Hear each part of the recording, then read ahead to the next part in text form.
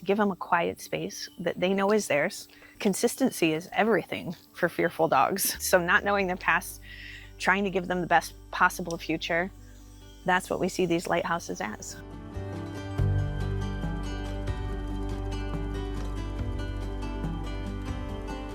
So ultimately, these lighthouses are our new future for our shelter. And you might think, well, we had a different vision last year, and we constantly are challenging ourselves to evaluate the best quality of life that we can possibly give these animals.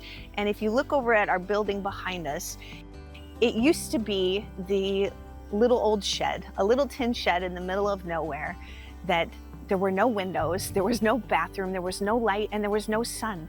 And so we came in and we changed all that. We added a renovation, we added a meet and greet room, we added a cat room, we stripped out the old rusted kennels, we put in brand new kennels, but what we didn't do was change the physical interior of how the shelter ran. So it's kennel next to kennel next to kennel.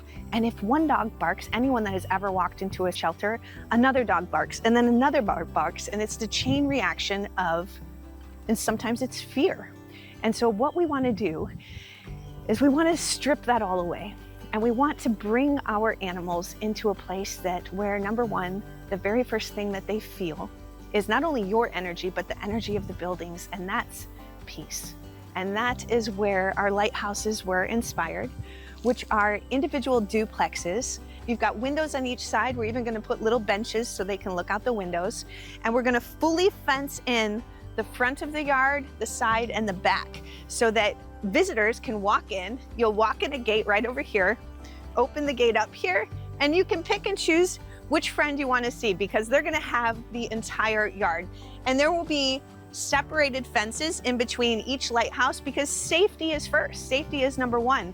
And these are all things that we learned from TK and Copper, two of our most reactive dogs at the time that have now flourished and blossomed in their own tiny homes at our Spring Hill location. And that's how these were inspired. It's taking what we have learned, the lessons and blessings in all of it, and applying it to our shelter in a different light.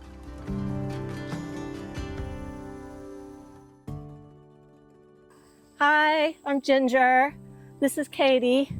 It's been really exciting to see the transformation from the shelter environment to what this is going to look like. One of the things that I noticed when I first started was the stress that I feel just when I walk in, all the dogs start barking. So, sometimes we have 14 to 16 dogs. That's a lot of noise. And echoes, off the kennel walls. I can't imagine what the dogs are hearing because of how sensitive their ears are, a lot more compared to ours. We have older dogs, we have young dogs, we have dogs that are coming off of we don't know what conditions that have been rescued. We have some that are abused, where I'm sure noises are hard for them to even ever decompress. For dogs like Katie, this will be a wonderful opportunity for them to have some peace in the time between being rescued and finding their forever home.